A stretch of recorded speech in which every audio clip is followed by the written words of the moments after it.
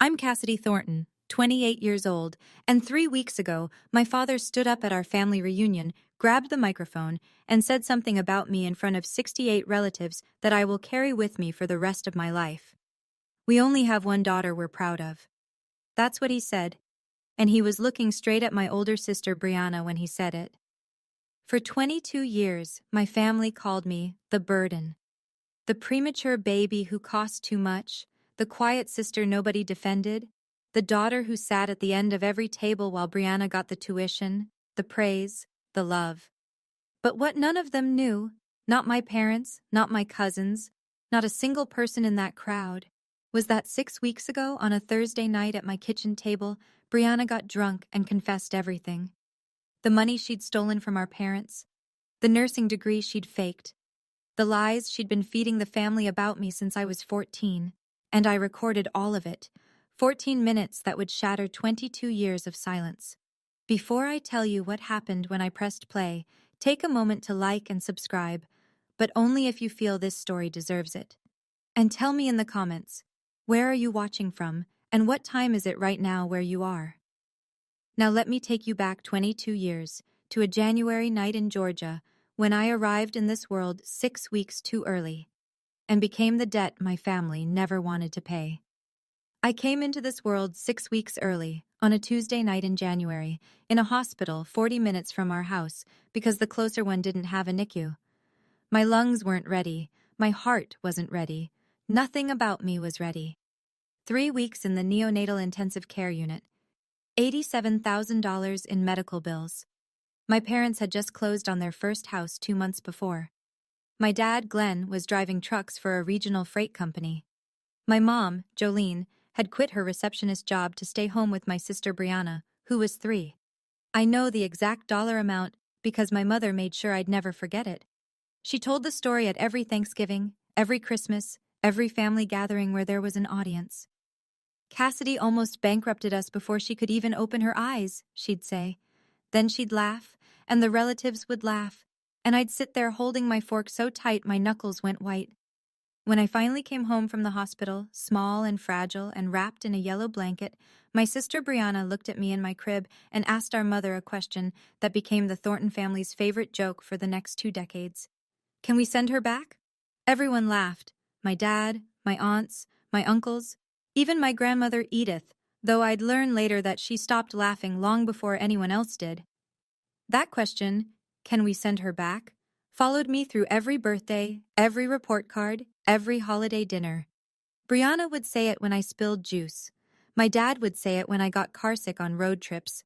My mom would whisper it to her sister Ruth on the phone when she thought I couldn't hear. But I always heard. Growing up, I learned the rules of our family early. Rule 1, Brianna comes first. Rule 2, if something goes wrong, it's probably Cassidy's fault. Rule 3, don't complain about rules 1 and 2. When I was 10, I won first place in the county writing contest. My English teacher, Mrs. Hadley, called the house to congratulate my parents. My mom forgot to come to the award ceremony. That same week, Brianna placed 3rd in a school track meet, and we all went out to Olive Garden to celebrate. I remember sitting in that booth, holding my certificate under the table, wondering if anyone would ask about it. Nobody did. But it was the Thanksgiving I was 14 that cracked something inside me. Brianna told my mother, with tears in her eyes, because Brianna always knew exactly when to cry, that I'd stolen our grandmother Edith's gold pendant necklace, the one Grandma wore in her wedding photo, the one she'd promised to pass down. I hadn't touched it. I hadn't even been in Grandma's bedroom that weekend. It didn't matter. My mother believed Brianna instantly.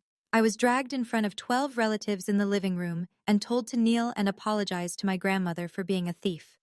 I knelt. I cried. I said I was sorry for something I didn't do. 2 weeks later, the necklace turned up in Brianna's dresser drawer. My mother's explanation? It must have gotten mixed in with the laundry. Nobody apologized to me. Not my mother, not Brianna, not anyone. That night, I found my mother's old journal in the hallway closet. I don't know why I opened it. Maybe I was looking for proof that she'd loved me once. Instead, I found this line, dated the year I was born. Sometimes I wish we'd stopped at 1. I read it 7 times. I kept hoping the words would rearrange themselves. They didn't. I left home the summer I turned 18. I'd earned a partial scholarship to a state college 2 hours away. Nothing Ivy League, but I was proud of it.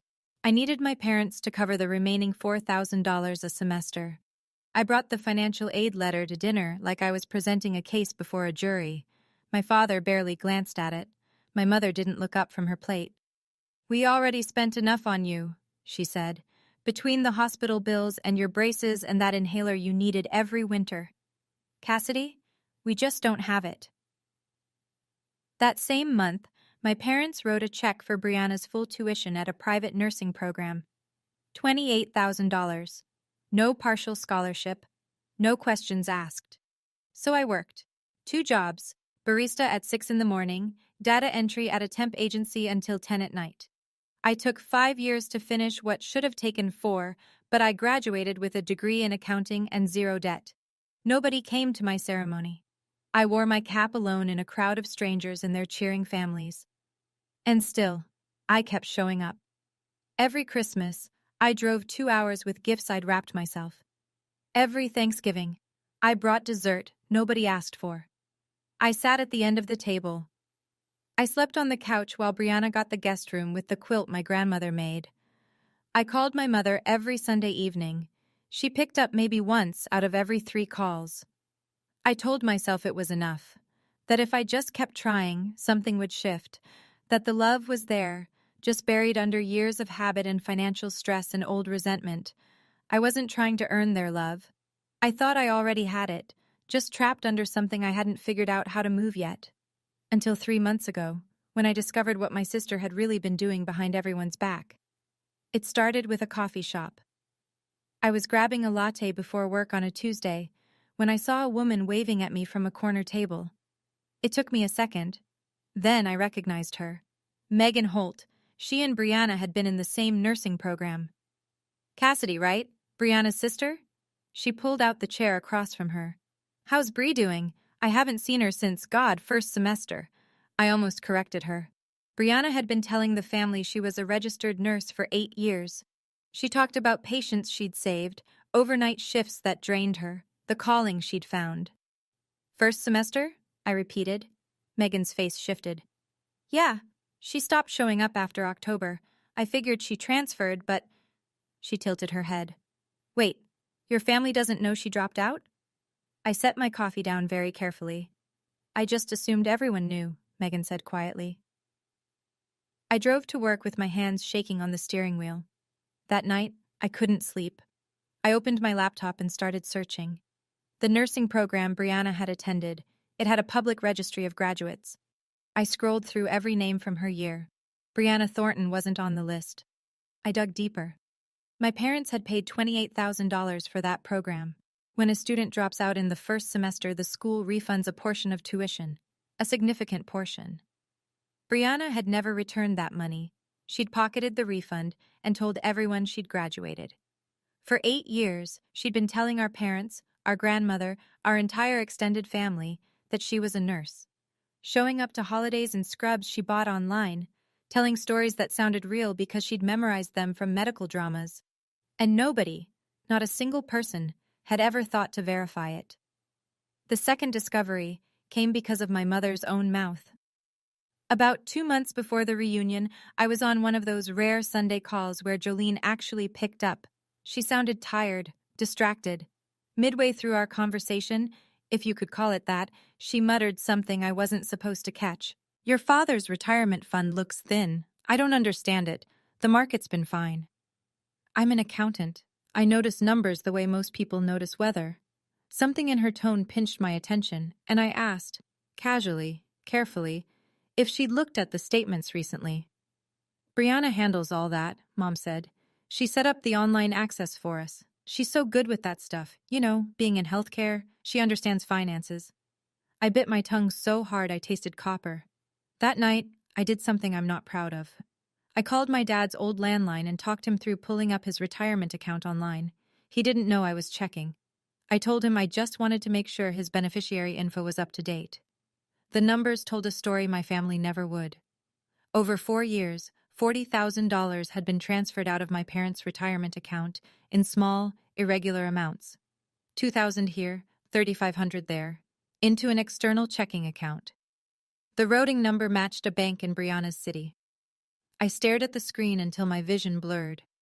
Then I called my mother. I told her, as gently as I could, that something was wrong with the retirement fund, that the money hadn't gone to market losses, that it had gone somewhere specific. She cut me off before I finished. Don't be jealous of your sister, Cassidy. Brianna manages that account because she's responsible, unlike some people. She hung up, and that's when I understood. Telling them privately would never work. Let me be clear about what was at stake.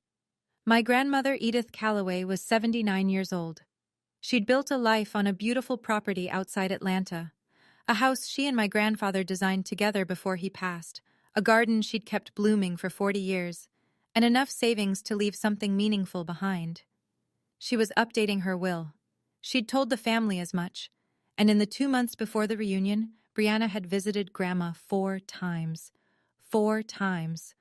My sister, who normally managed 1 visit a year at most, was suddenly the most devoted granddaughter in Georgia. She brought flowers. She brought homemade soup, which I later learned she'd bought from a deli and transferred into her own containers. She sat at Grandma's kitchen table and held her hand and talked about her nursing career. My mother told the family, "Brianna is taking such good care of Mom. She's so selfless." I knew what was happening. Brianna was positioning herself. She wanted to be the name on the will, the sole inheritor, the golden child's final trophy. If I stayed silent, 3 things would happen. My parents would lose more money they couldn't afford to lose. My grandmother would be deceived into rewriting her legacy based on lies. And I would lose the last person in my family who had ever truly seen me. I wasn't planning revenge. That word feels too sharp, too clean for what this was. I was trying to protect my grandmother from the same person who'd stolen from my parents, lied about her education, framed me for theft when I was 14, and spent 22 years making sure I never had a seat at the family table. But I needed proof, not suspicion, not accounting spreadsheets, proof that couldn't be explained away, reframed, or buried under my mother's denial. I needed Brianna's own words. 3 weeks before the reunion, I texted my sister. "Hey, Bri. I know things have been weird between us. Can we talk before the reunion? I don't want it to be awkward in front of Grandma." She replied in 4 minutes. "Sure? Your place?" That should have told me everything. Brianna never came to my apartment. She thought my neighborhood was beneath her. But the reunion was 3 weeks away, and she needed me quiet and cooperative in front of Grandma Edith. A quick visit to pacify the difficult sister, worth the drive. She showed up on a Thursday evening in a silk blouse and designer jeans, carrying a bottle of Pinot Grigio. She hugged me at the door, tight, performative, and immediately started scanning my apartment with that pitying look she'd perfected. "It's cozy," she said. The word dripped. I opened the wine. I poured her glass fuller than mine. I set my phone on the bookshelf behind us, screen down, recording app running. Georgia is a one-party consent state. I was that party. We sat at my kitchen table and I started small. "So how's work? The hospital keeping you busy?" Brianna launched into a story about a patient who'd coded during her shift last Tuesday. She told it with hand gestures, pauses, vocal inflections, the whole performance. She'd always been good at this, making fiction feel like memory. I let her finish. Then I said, as casually as I could, "That's crazy. Hey, I actually ran into Megan Holt last month, your old classmate. She said something kind of weird." Brianna's wineglass paused halfway to her lips. "Megan talks too much," she said. Her voice dropped half an octave. And I knew. The mask had a crack. I didn't push immediately. I poured more wine. I let the silence work. Brianna finished her second glass, then her third. The Pinot Grigio was doing what I couldn't, loosening the bolts she kept so carefully tightened in public. "Bri," I said quietly, "I'm not judging you. I just want to understand. We're sisters." She stared at me for a long time. Then something shifted behind her eyes. Not guilt, not fear, but something worse. Contempt. The kind that comes from believing you're untouchable. "You want to understand?" She leaned back. "Fine." And then Brianna Thornton, golden child, beloved daughter, family nurse, started talking. I didn't finish nursing school. Big deal. It wasn't for me. She waved her hand like she was brushing away a gnat. Mom and Dad's tuition money? They owed me that for all the years I had to be the perfect one while you were draining them dry. My chest tightened. I said nothing. You know what I told Mom when you were 14? That you stole Grandma's necklace? She smiled. Actually smiled. I took it. I needed it gone for Thanksgiving so you'd look bad. And it worked. Every single time. She poured herself another glass. Her hand was steady. Her conscience was clear. All I ever had to do was cry. And Mom took my side. Every time. You were always so easy to push out of the way, Cass. You never fought back. You just took it. Under the table, my hands were trembling. My jaw ached from clenching. But I kept my face still. I kept my breathing even, because the phone on the bookshelf was catching every syllable. And Brianna wasn't done. The wine had peeled away the last layer. Dad's retirement account? Brianna tilted her glass, watching the light refract through the wine like she was admiring a jewel. I've taken about 40 grand over the last 4 years. Small amounts. They'll never figure it out. They think the market crashed. She laughed. A short, bright, careless sound. And Grandma? I asked. My voice was steady. Barely. Brianna leaned forward, elbows on the table. Why do you think I've been visiting her, Cass? She's rewriting her will. I'll make sure my name is the only one that matters. She held my gaze, and then she said the thing that sealed everything. And you? You'll get nothing, just like always. She set her glass down gently. Because in this family, I'm the daughter. You're the bill. You're the bill, not the burden. The bill, like I was a debt they'd never wanted to pay. Brianna yawned 15 minutes later and fell asleep on my couch with her shoes still on. I pulled a blanket over her because even then, even after all of that, she was still my sister, and I didn't know what else to do with that. Then I went to the kitchen. I sat in the dark. I picked up my phone and stopped the recording. 14 minutes and 22 seconds. I didn't cry. I wanted to. But something had shifted in me, something tectonic and irreversible, and crying felt like going backward. I played the recording once from the beginning, just to make sure it was clear. Brianna's voice came through the speaker, sharp and certain. You were always so easy to push out of the way. 14 minutes. That's all it took for 22 years of lies to collapse into a file on my phone. The question was no longer if, it was when and where. Now I'm going to pause here for just a second because I need to ask you something. If you were me, sitting alone in that dark kitchen with 14 minutes of truth on your phone, would you play it privately for your parents? Or would you wait for the one moment when the truth couldn't be swept under the rug? Drop a 1 in the comments for tell the parents, or a 2 for wait for the reunion. And if you're invested in this story, hit that subscribe button, because what comes next is the part I still can't believe happened. Now, back to the story. 2 weeks before the reunion, I made a phone call that changed everything. My Aunt Ruth picked up on the second ring.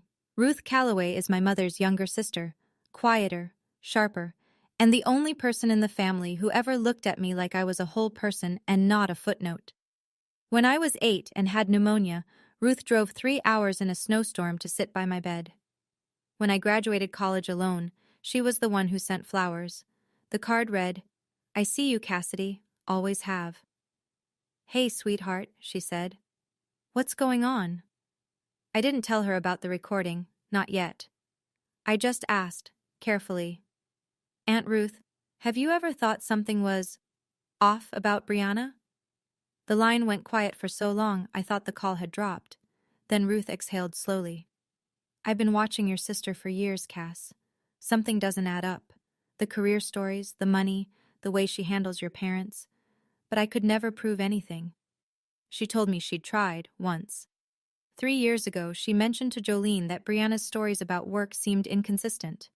Jolene's response was immediate and nuclear. She stopped talking to Ruth for 6 months, cut her out of family group texts, told the cousins Ruth was going through something. Your mother will destroy anyone who threatens Brianna's image, Ruth said, including her own sister. I closed my eyes. Aunt Ruth, are you handling the slideshow at the reunion? The projector setup? I'm doing the tech for the family photo montage, yeah, why? If I needed to connect a phone to that projector, would that be possible? Silence again. Then, it's just an HDMI adapter. Cassidy, what are you planning? I might have something the family needs to hear. She paused. I could hear her breathing. I don't know what you have, she said finally. But I trust you. I'll make sure the equipment works. 10 days before the reunion, a handwritten envelope arrived at my apartment. The stationery was cream-colored, the handwriting shaky but deliberate. My grandmother Edith's. She still wrote letters by hand. She said email was for people in a hurry, and she'd earned the right to take her time. My dear Cassidy, the letter read, the reunion is July 19th. I want both my granddaughters there. I want to see your face. Please come. Love, Grandma. I held that letter against my chest like it was something fragile. 20 minutes later, my phone rang. Mom.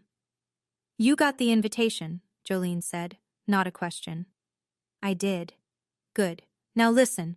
Her voice shifted into the tone I knew by heart, the managerial tone, the one that made instructions sound like favors. You're invited, but behave yourself. Brianna is giving a speech about her nursing career, and your father is saying a few words. Just sit and smile and be grateful you're included. I gripped the phone tighter. I'll be there, Mom. And wear something decent, Cassidy. Last time you looked like you didn't even try. I said nothing. Oh, and Mom is making some big announcements at the reunion, Jolene added, almost casually. Family decisions, important ones. So just don't make it about you. She hung up before I could respond. She always did. I sat on the edge of my bed and read Grandma Edith's letter one more time. Then I opened my closet and looked at the white dress I'd been saving for something I couldn't name. Something that mattered. This was Brianna's stage. My parents had cast the roles. She was the star. I was the background extra who should be grateful for a seat. But I was done with their script. I was bringing my phone and my own story. The night before the reunion, I sat on my living room floor with my phone and a pair of earbuds and listened to the recording one more time. Brianna's voice filled my ears, close and clear and cruel. You were always so easy to push out of the way. I heard myself asking about Grandma, my voice thin and careful. And then Brianna. You'll get nothing, just like always. My hands were shaking when I pulled the earbuds out. I almost deleted it. I want you to know that. My thumb hovered over the trash icon for 10 full seconds, and every year of conditioning screamed at me to keep the peace, to swallow it, to be the good daughter who never makes trouble. But then I thought about my grandmother's letter. I want to see your face. I thought about my dad's retirement account, bleeding quietly for 4 years. I thought about my 14-year-old self, kneeling on a living room floor, apologizing for a theft she didn't commit. I put the phone in my bag. That evening, I called Aunt Ruth one last time. Is the projector ready? HDMI adapter, external speakers, everything set for the slideshow, she said. Cassidy, whatever you're doing, are you sure? I'm sure. A long pause. Then I'll make sure it works. You just have to plug in. After we hung up, I wrote a letter to my grandmother. Short, honest. I sealed it in an envelope and slipped it into my bag next to the phone. It said, Grandma, I'm sorry if what happens tomorrow hurts you, but you've always taught me that the truth matters more than comfort. I hope you still believe that. I didn't sleep that night, but for the first time in years, I wasn't afraid of what morning would bring.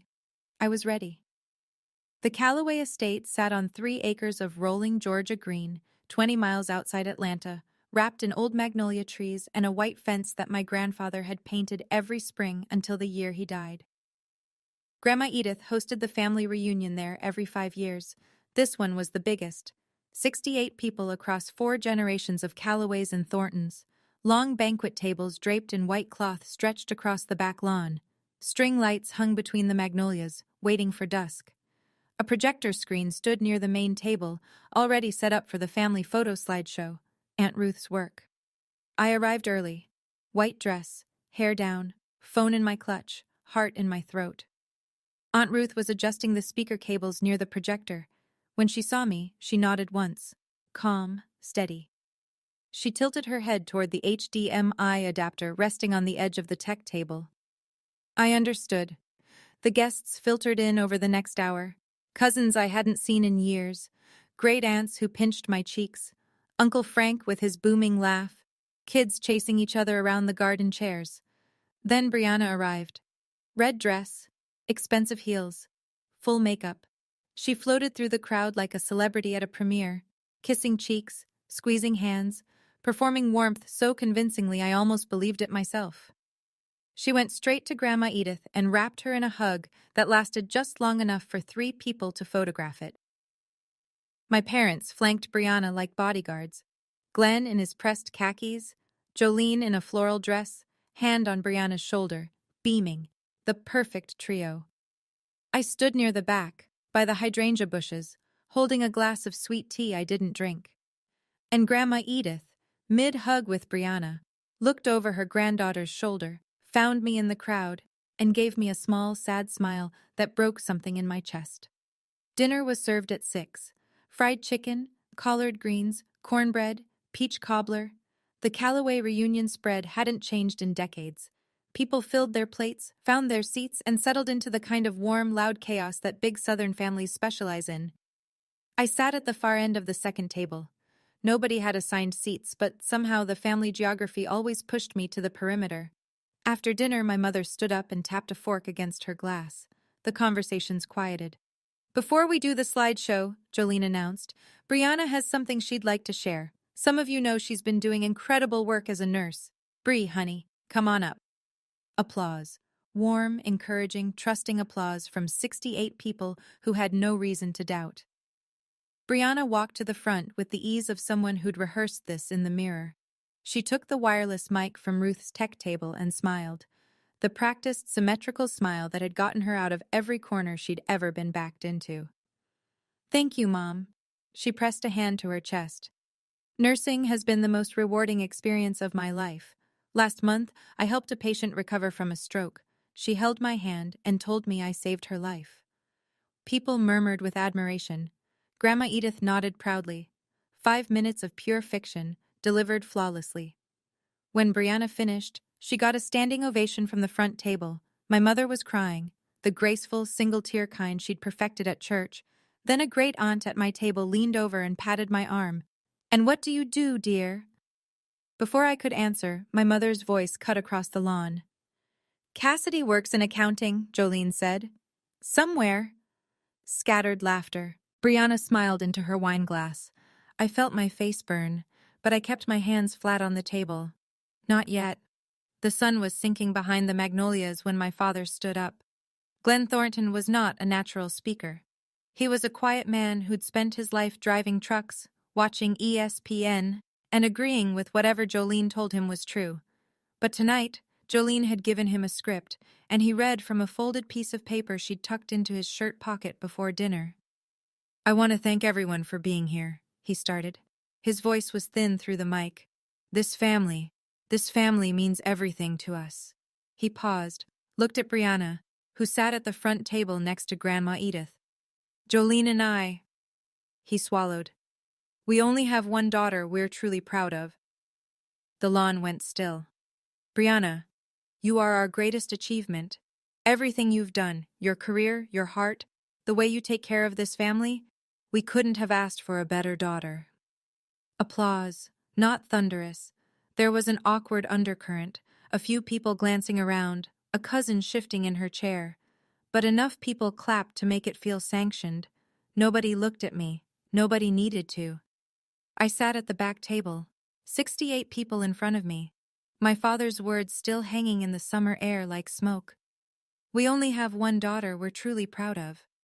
He hadn't misspoken. He hadn't been ambiguous. He had said, in front of every aunt, uncle, cousin, and grandparent in our family, that I didn't count.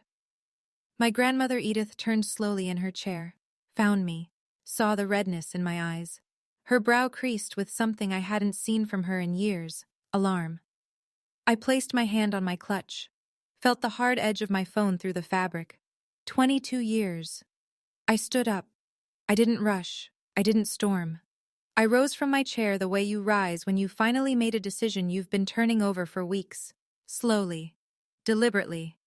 Like gravity had changed direction, and standing up was the only thing left that made sense. Heads turned. A few cousins whispered. My mother noticed first. Cassidy, Jolene's voice was sharp and low. Sit down. What are you doing? I didn't answer. I walked between the two banquet tables. 68 faces tracked me like I was crossing a stage. The string lights had come on. The air smelled like peach cobbler and fresh-cut grass, and my heartbeat was so loud I could feel it in my fingertips. Brianna watched me from the front table, her wine glass frozen halfway to her mouth. Confusion first, then suspicion, then something I'd never seen on my sister's face before, a flicker of fear. I reached the tech table. Aunt Ruth stood beside the projector, arms at her sides. She didn't ask a question. She didn't need to. She picked up the HDMI adapter and held it out to me. I pulled my phone from my clutch, plugged it in. The projector screen lit up behind me, a white glow replacing the frozen family slideshow. My father stepped forward. Cassidy, this is not the time. Actually, Dad. I looked at him, steady. This is exactly the time. I opened the audio file, 14 minutes and 22 seconds. The timestamp on the screen was visible to everyone. My thumb pressed play. And then Brianna's voice, loud, clear, unmistakable, poured out of the outdoor speakers and across the lawn where 68 members of our family sat in the cooling Georgia evening. I didn't finish nursing school, big deal. Brianna's real face went white as her recorded voice filled the air. The first thing I noticed was the silence, not the polite kind that settles over a room during a speech. This was something heavier, the silence of 68 people realizing all at once that something they hadn't expected was about to change everything they thought they knew. Brianna's recorded voice rolled out from the speakers like a confession played in a courtroom. I didn't finish nursing school, big deal. It wasn't for me. Mom and Dad's tuition money? They owed me that for all the years I had to be the perfect one. Someone at the second table set their glass down. The tiny clink of crystal on wood sounded like a gunshot in the quiet. My mother launched out of her chair. She moved toward the projector with both hands raised, eyes wild. Turn it off, Cassidy, turn it off right now! She was 3 steps away when my grandmother's voice cut through the air like a blade. Jolene! My mother froze. Grandma Edith hadn't raised her voice. She didn't need to. 79 years of quiet authority did the work for her. She gripped the arm of her chair and looked at her daughter with an expression I'd never seen on her face. Not anger exactly, but a devastation that preceded it. Sit down. Edith's voice trembled, but every word was iron. I want to hear every word. My mother sat, like a child who'd been caught standing on the table. Brianna was on her feet now, hands shaking, the red dress suddenly too bright against her ashen face. That's taken out of context. She set me up. But the recording didn't care about context. The recording just kept going. Brianna's own voice, cheerful and careless and 3 glasses deep, filling the summer air with truths she never meant to share. By minute 4, the recording had reached the money. Dad's retirement account? Brianna's voice was almost gleeful on the playback. I've taken about 40 grand over the last 4 years, small amounts. They'll never figure it out. They think the market crashed. Recorded Brianna laughed. The real Brianna didn't. My father, still standing near the mic at the front, lowered himself into the nearest chair like his legs had stopped working. The color drained from his face in real time. I watched a man who had stood in front of his family and erased one daughter to praise another, suddenly realize that the daughter he'd praised had been robbing him. That's our retirement, Glenn whispered. But the mic was still on, and everyone heard it. Jolene turned to Brianna. Tell me that's not true. Her voice cracked down the middle. Tell me, Brianna. Mom, I can explain. It wasn't like that. I was going to pay it back. The recording cut her off. Brianna's own voice again, bright and unbothered. Mom believes everything I say. All I have to do is cry and she takes my side. My mother's hand went to her mouth. A sound came out of her.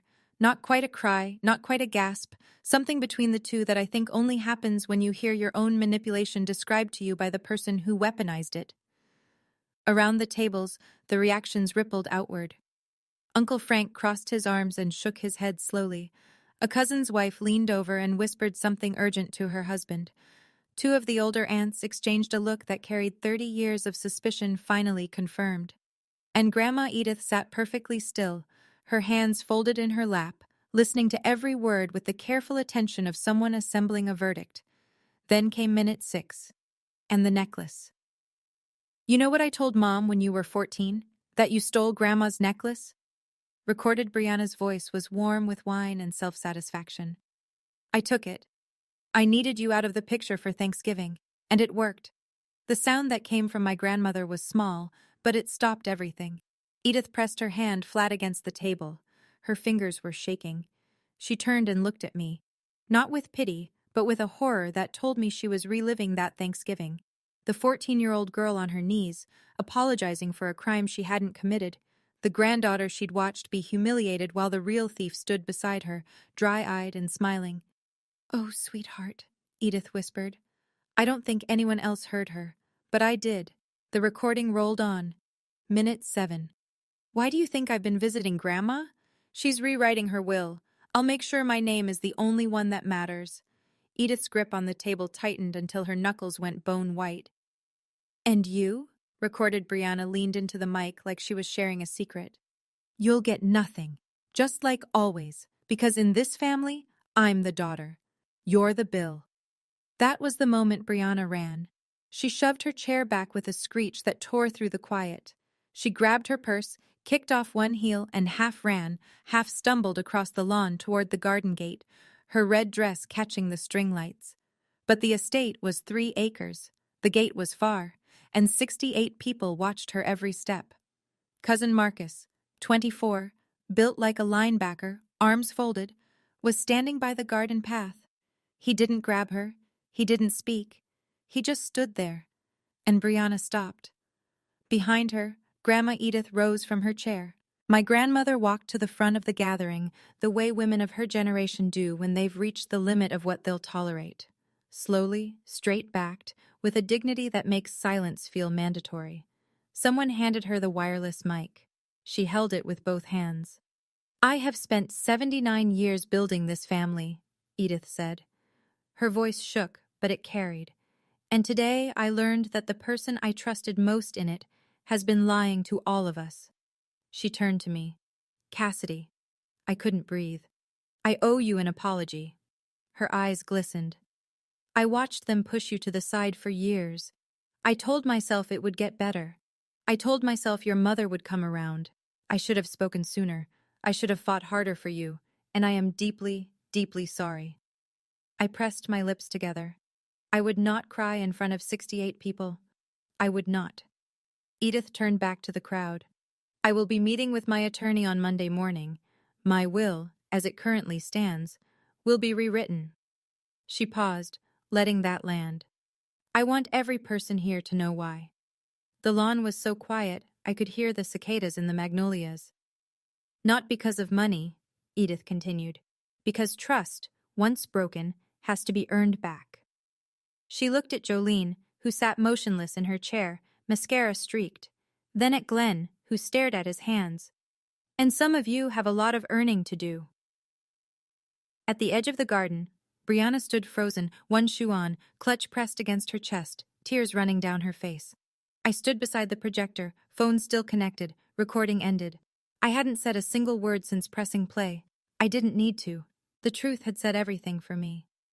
I want to stop here for a moment, because this part still sits heavy with me. Do you think my grandmother did the right thing? Or was it too much, announcing it like that, in front of everyone? Drop justice in the comments if you think she was right. Drop too far if you think the will conversation should have stayed private. I genuinely want to know what you think, and if you haven't subscribed yet, we're not done. There's still fallout I need to tell you about. Let me keep going. The reunion didn't end, it fractured. After Grandma Edith's announcement, the gathering split like a cell dividing. Nobody left. This was too seismic to walk away from.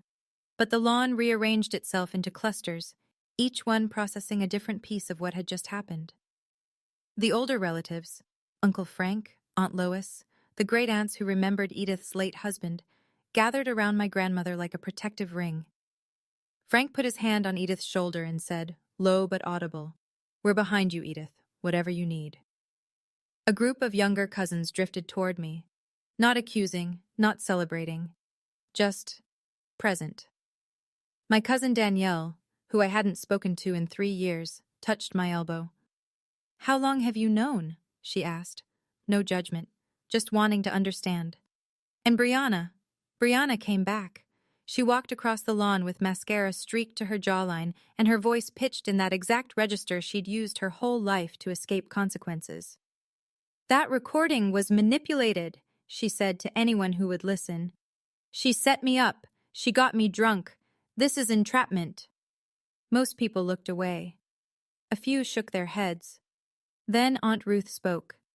She'd been standing quietly by the projector table the entire time, arms folded, watching. Now she stepped forward. "Brianna," Ruth said, calm as a lake, "I've had my doubts about you for 3 years. I told your mother, and she cut me out of the family for it." She looked around the lawn. The recording just confirmed what I already knew. Jolene, silent until now, turned on me. Her voice was raw. "How could you do this to your family, Cassidy?" I looked at my mother. 22 years of swallowed words sat in my throat. "I didn't do this, Mom. Brianna did. I just stopped hiding it." I found a quiet spot at the edge of the garden, near the stone bench where Grandma used to read to me when I was small enough to sit in her lap. The party noise was behind me. Fragments of urgent conversations, someone's child asking why Aunt Brianna was crying, the clink of dishes being cleared by people who needed something to do with their hands. My father found me there. Glenn stood a few feet away, hands in his pockets looking at the ground. His eyes were swollen. He didn't look like a man who'd just given a speech. He looked like a man who'd just had one given to him. "Did I really say that?" His voice was hoarse.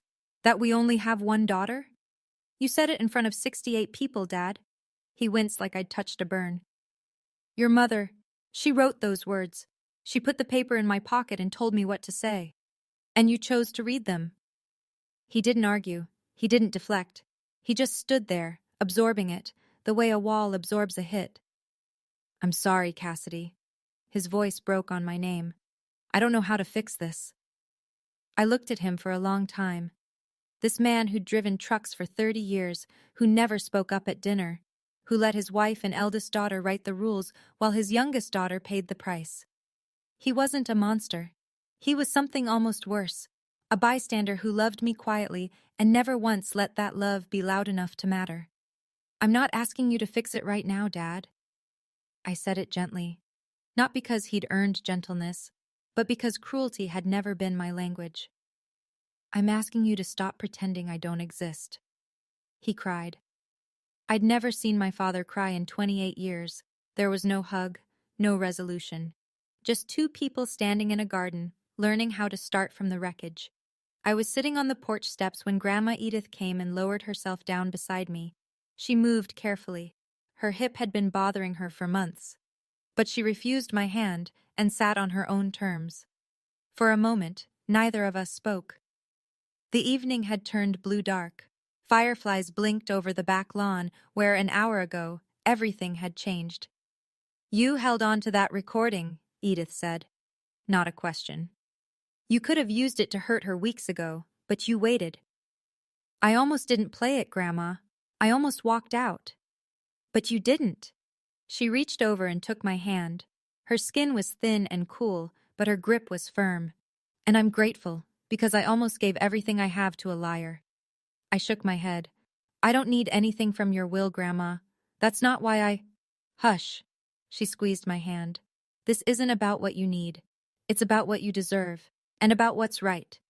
She looked out at the garden where the string lights swayed in the evening breeze. The guests were beginning to leave. Slow, quiet goodbyes instead of the usual boisterous Callaway farewell. "I'm meeting my lawyer Monday," she said. "Brianna's portion will go into a trust. She can access it when she pays back every cent she stole from your parents and gets honest about her life. Not before." Then she told me something that knocked the breath out of me. "I put your name in my will 30 years ago, Cassidy. When you were born. Your mother asked me to remove it when you were 6. She paused. I refused, but I stopped talking about it, to keep the peace. She looked at me with wet eyes. I should never have kept quiet. Quiet is how this family got here. 1 week after the reunion, the fallout wasn't slowing down. It was compounding. Brianna tried the social media route first. She posted on Facebook. My own sister stabbed me in the back at our family reunion. I've never felt so betrayed. The post got 11 likes, all from friends who hadn't been there. Then cousin Marcus commented, "We all heard the recording, Brianna. You stabbed yourself." 27 people liked his reply. Brianna deleted the post within the hour. The family group chat went through a seismic shift. Brianna was removed, not by one person but by a quiet consensus. Danielle simply created a new chat and didn't add her. Nobody objected. My father called me on a Tuesday evening. It was the first time in my life he'd dialed my number without Jolene prompting him. "I pulled up the retirement account statements," he said. His voice sounded 10 years older. "She took more than we thought. $42,300. Cass, it's all documented. The transfers, the dates, everything." I closed my eyes. "What are you going to do?" "Your mother and I are meeting with a financial advisor this week, and maybe a lawyer." He paused. "I should have listened to you when you called." "Yeah, Dad, you should have." There was something else, too.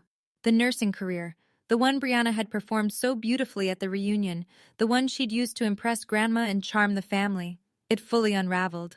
A cousin who worked in healthcare asked around. Brianna wasn't a nurse. She wasn't even a certified nursing assistant. She was a receptionist at a chiropractic clinic 30 miles from her apartment. She answered phones and scheduled appointments. She'd been doing it for 6 years. Every story she'd told, every patient she'd saved, fiction, every word. 2 weeks after the reunion, my mother called. I almost didn't pick up. My phone sat on the kitchen counter, vibrating with her name, and I watched it ring twice before I answered. "Cassidy?" Her voice was small, smaller than I'd ever heard it, deflated, like someone had let the air out of the woman who'd controlled our family's narrative for 25 years. "I didn't know about the money," she said. "Or the necklace. I swear to you I didn't know." "I believe you didn't know about those things, Mom." I kept my voice level. "But you knew how you treated me. You didn't need a recording to know that." Silence. The kind that stretches until it becomes its own answer. "I was so scared when you were born." Her voice cracked. "The doctors told us you might not survive the first night. And then you did, and the bills came, and your father and I were drowning. I think I—" She stopped. Started again. "I think I blamed you for something that wasn't your fault, and once I started, I couldn't figure out how to stop." I gripped the phone. Part of me, the 14-year-old girl still kneeling on that living room floor, wanted to hang up. Another part of me, the part that had spent 22 years calling every Sunday, held on. "Can you forgive me?" she whispered. "I'm not ready for that yet, Mom." I said it without cruelty, without edge, just honest. "But I'm not closing the door." A long, shuddering breath on her end. "If you want a relationship with me," I continued, "it starts with honesty. No more choosing sides. No more erasing me from the family. No more letting Brianna write the story." She didn't argue. She didn't deflect. She just said, "Okay." It wasn't resolution, but it was the first honest word she'd said to me in 22 years. 3 weeks have passed since the reunion. That brings us to now. To today, as I'm telling you this story. Grandma Edith met with her attorney the Monday after the reunion, just as she promised. The new will divides her estate fairly among her children and grandchildren, but Brianna's portion is held in a conditional trust. The terms are straightforward. Brianna must repay every dollar she took from our parents' retirement account and provide verified proof of employment and education before the trust releases. No loopholes, no shortcuts, just accountability. My father and his financial advisor combed through 4 years of statements. The total wasn't $40,000. It was $47,200. Brianna had been skimming right up until 2 months before the reunion. Glenn and Jolene are consulting a lawyer about their options. They haven't filed anything yet. I think part of them is still in shock. Brianna hasn't spoken to anyone in the family. Her apartment in Augusta is empty. A cousin drove by to check. The word through the family grapevine is that she moved to Nashville to live with her boyfriend. She hasn't returned a single call. As for Aunt Ruth, Grandma Edith invited her back into the family circle the day after the reunion. 3 years of silence, broken by a single phone call. Ruth told me later that Edith said, "I should have listened to you. I should have listened to both of you." Last week, I received an email from my grandmother. No formal language, no legal talk, just one line. "Come visit me anytime, sweetheart. The guest room is yours. It always was." I read that email 4 times. And unlike my mother's journal entry from 22 years ago, the one that said she wished she'd stopped at 1, these words didn't make me wish they'd change. They were exactly right. It's a Thursday evening. I'm sitting in my apartment, the same kitchen where Brianna drank 3 glasses of Pinot Grigio and dismantled 22 years of her own lies. The wine stain on the table is still there. I haven't cleaned it. I'm not sure why. People keep asking me if I feel guilty, if I regret playing the recording, if I wish I'd handled it differently. Here's my honest answer. I didn't play that recording to destroy my sister. I played it because for 22 years, my family had been telling a story about me that wasn't true, and I was the only person who could change the narrative. Not with anger, not with speeches, just with the truth, played out loud in a space where it couldn't be whispered away. Do I wish it hadn't come to that? Every single day. But I know what would have happened if I'd stayed silent. My grandmother would have left her legacy to a liar. My parents would have lost more money they couldn't afford, and I would have spent the rest of my life sitting at the end of the table, hoping someone would notice I was there. I'm done hoping, not in a bitter way, in a free way. I still love my parents. I still love my sister. That's the part people don't understand about setting boundaries. It's not about stopping love. It's about stopping the part where love gets used as a leash. My phone buzzes, a text from my dad. "Thinking of you today." 3 words. No apology, no grand gesture. Just acknowledgement that I exist. That I'm his daughter too. It's not perfect. It's not the family I wished for when I was 10 years old, pressing a writing contest certificate against my chest in an empty auditorium. But it's real. And real is enough for now. Last Saturday, I drove to Grandma Edith's estate. The reunion tables were gone. The projector was packed away. The string lights still hung between the magnolias, but they were off now. Just thin, dark wires against the Georgia sky. Grandma was waiting on the porch in her rocking chair, a pitcher of sweet tea sweating on the side table. She waved when she saw my car turn into the driveway, and something about that wave, small, eager, like a kid spotting a friend at school, made my chest ache in the best possible way. I sat beside her. We didn't talk about Brianna. We didn't talk about the recording, or the will, or my mother's phone call. We talked about her garden. The hydrangeas were blooming late this year. We talked about my job. I'd been offered a small raise, and she clapped her hands like I'd won an Oscar. We talked about my cat, Penny, who had learned to open the kitchen cabinet and steal treats. Grandma laughed at that, a real laugh, the kind that crinkled her whole face and made her reach for my arm to steady herself. "Tell me about your life, sweetheart," she said eventually. "The real version, not the one your mother edited." So I did. I told her about my apartment, my morning runs, the book club I'd joined, the friend who taught me to make sourdough. Small things, true things. "You sound happy," she said. "I'm getting there, Grandma." We sat on that porch until the fireflies came out. No drama,